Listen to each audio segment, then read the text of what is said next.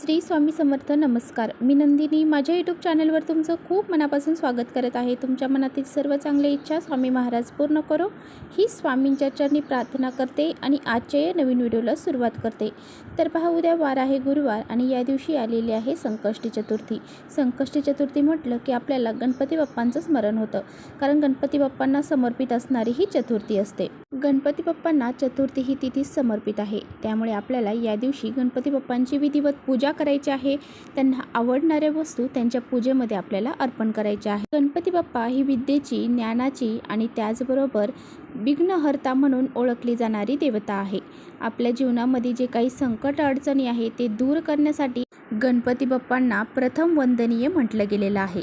तर बघा, कोणत्याही शुभकार्याची सुरुवात करताना गणपती बाप्पांच्या पूजनाने केली जाते, कारण त्या शुभ कार्यामध्ये कोणत्याही प्रकारचा अडथळा, विघ्न येऊ नये यासाठी गणपती बाप्पांची पूजा अर्चा प्रथम केली जाते. तर पहा, गणपती बाप्पांची पूजा करण्याबरोबरच आपल्याला काही उपाय देखील करायचे आहेत. तर आजच्या व्हिडिओमध्ये मी तुम्हाला अतिशय प्रभावशाली उपाय सांगणार आहे. मसूर डाळीचा अतिशय प्रभावी उपाय आपल्याला करायचा आहे. हा जर उपाय आपण केला तर आपल्यावरती कसलेही कर्ज असू द्या किंवा मग दारिद्र्य, संकट, अडचणी ज्या आहेत त्यासुद्धा दूर होऊन जातील. त्याचबरोबर पुढील 7 पिढ्या काहीच आपल्याला कमी पडणार नाही, इतका हा प्रभावशाली उपाय आहे. तोच आजच्या व्हिडिओमध्ये मी तुमच्याशी शेअर करणार आहे. त्यामुळे व्हिडिओ कुठे स्किप न करता शेवटपर्यंत नक्की बघा, जेणेकरून तुमच्यापर्यंत योग्य ती माहिती पोहोचेल.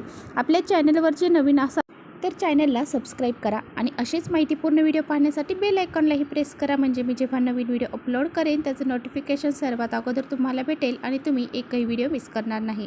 तर बघा, हा जो उपाय आहे तर उद्या संध्याकाळी आपल्याला करायचा आहे. जेव्हा आपण देवघरामध्ये दिवा लावतो त्यावेळेस आपल्याला हा उपाय करायचा आहे. तर बघा, उद्या आपल्याला गणपती बाप्पांची सेवा करायची आहे, पूजा करायची आहे आणि त्याचबरोबर हे उपाय देखील करायचे आहेत. तर हा जो उपाय मी तुम्हाला सांगणार आहे तर तो तुम्ही सकाळीही करू शकता आणि संध्याकाळ देखील करू शकता. तर पहा, हा उपाय करण्यासाठी आपल्याला एक प्लेट घ्यायची आहे. प्लेटमध्ये मसूरची डाळ घ्यायची आहे आणि ह्या मसूर डाळीवरती आपल्याला एक दिवा लावायचा आहे. जो दिवा आपण संध्याकाळी देवघरामध्ये लावतो तोच दिवा आपल्याला त्या मसूरच्या डाळीवरती लावायचा आहे. मसूर डाळीवरती जर आपण असा हा एक दिवा लावला तर आपल्या घरामध्ये सुख, शांती, समृद्धी, ऐश्वर हे टिकून राहतं. घरातील अडचणी दूर होतात. घरामध्ये आर्थिक समस्या असतील त्यासुद्धा दूर होऊन जातात. तर आपल्या घरात दारिद्र्य असेल ते सुद्धा दूर होऊन जाते. तर असा हा एक उपाय आपल्याला संध्याकाळी किंवा सकाळी करायचा आहे. हा उपाय जर आपण केला तर आपल्यावरती गणपती बाप्पांची कृपा होईल आणि आपल्या जीवनामध्ये जे संकट, अडचणी आहेत, दोष आहेत ते सर्व दूर होऊन जातील. त्याचबरोबर उद्या संध्याकाळी आपल्याला गणपती बाप्पांना 5 वेलची अर्पण करायची आहेत. ह्या वेलची जेव्हा आपण अर्पण करणार आहोत त्यावेळेस आपल्या इच्छा बोलत ह्या वेलची तुम्हाला गणपती बाप्पांना अर्पण करायच्या आहेत. तर पहा, ह्या ज्या वेलच्या आहेत तर त्या आपल्या जवळ आपल्याला ठेवायच्या आहे. आपली धनप्राप्ती संबंधित इच्छा असेल तर त्या वेलच्या आपल्याला आपल्या तिजोरीमध्ये ठेवायच्या आहेत. जर आपल्याला नोकरी संबंधित असतील तर त्या आपल्या जवळ कायम ठेवायच्या आहेत. या 5 वेलची ज्या आहेत तर उद्या संध्याकाळी गणपती बाप्पांना अर्पण करायच्या आहेत आणि नंतर दुसऱ्या दिवशी त्या आपल्याजवळ स्वतःजवळ ठेवायच्या आहेत. यामुळे देखील गणपती बाप्पांची कृपा आपल्यावरती राहते आणि आपल्या सर्व इच्छा ह्या पूर्ण होतात. आणि पहा, उद्या चतुर्थी आहे तर आपल्याला गणपती बाप्पांच्या मंदिरात देखील जायचं आहे.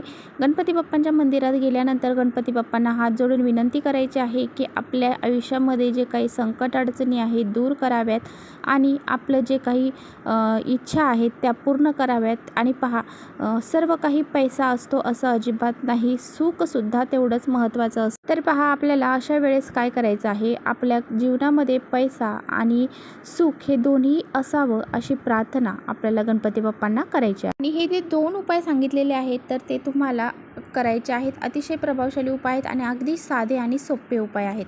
त्याचबरोबर बघा, आपल्या मुलांसाठी काय करायचं आहे तर 1 तांब्याचा शुद्ध कलश पाण्याने भरून घ्यायचा आहे, पिण्याच्या पाण्याने. त्यामध्ये थोडी साखर जी आहे तर ती टाकायची आहे आणि आपला जो उजवा हात आहे तर त्या तांब्यावरती आपल्याला ठेवायचा आहे. तर 3 वेळा आपल्याला गणपती अथर्वशीर्षाचं पठण करायचं आहे आणि त्यानंतर फलश्रुती देखील म्हणायची आहे. तर असं आपल्याला 3 वेळा करायचं आहे. फलश्रुती आपल्याला एकदाच म्हणायची आहे आणि त्यानंतर ओम गण गणपते नमः या मंत्राचा 108 वेळा जप करायचा आहे.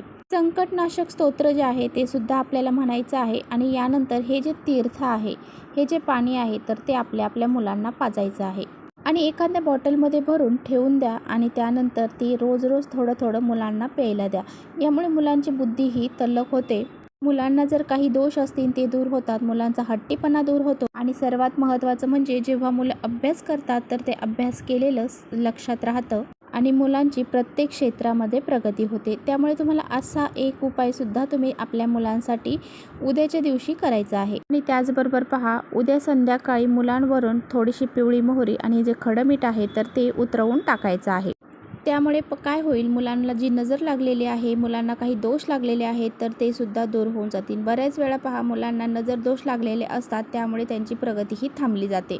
त्यामुळे अशा हा उपाय तुम्ही संध्याकाळी मुलांसाठी करायचा आहे. गणपती बाप्पांना विघ्नहर्ता, विघ्न नष्ट करणारी बुद्धीची देवता मानली जाते. मुलांचे संकट दूर करण्यासाठी आपल्याला हा उपाय करायचा आहे. आणि पहा, मुलं जिथे आपले अभ्यास करतात त्या ठिकाणी मुलांच्या समोर गणपती बाप्पांचा फोटो एक तरी लावलेला असावा. ज्यावेळेस मुलं गणपती बाप्पांसमोर बसून अभ्यास करतील तेव्हा त्यांच्यासुद्धा ते लक्षात राहण्यास मदत होईल. तर बघा, असे छोटे छोटे उपाय जर आपण नेहमी आपल्या दैनंदिन जीवनामध्ये करत राहिलो तर त्याचे फायदे हे आपल्याला होत असतात. कष्ट मेहनत तर आपण करतो आणि कष्ट मेहनत करून कधी कधी आपल्याला फळ प्राप्त होत नाही आणि त्यावेळेस असे काही उपाय जर आपण केले तर त्याचे फळ हे आपल्याला नक्कीच प्राप्त होते. त्यामुळे तुम्ही जेवढे शक्य होतील तेवढे उपाय उद्या नक्की करा आणि जे काही उपाय मी तुम्हाला व्हिडिओमध्ये सांगितले आहे ते नक्की पहा. चतुर्थीबद्दल भरपूर व्हिडिओ मी तुमच्याशी शेअर केलेले आहेत, तर तुम्ही पाहिले नसतील तर नक्की पाहून घ्या.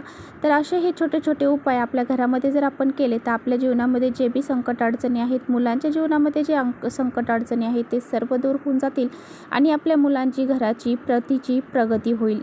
तर चला, इथेच थांबवते माझा व्हिडिओ आवडला असेल तर नक्की लाईक करा. चॅनलवर नवीन असाल तर चॅनलला सबस्क्राईब करा. परत भेटूया अशा छानशा व्हिडिओसोबत. तोपर्यंत श्री स्वामी समर्थ.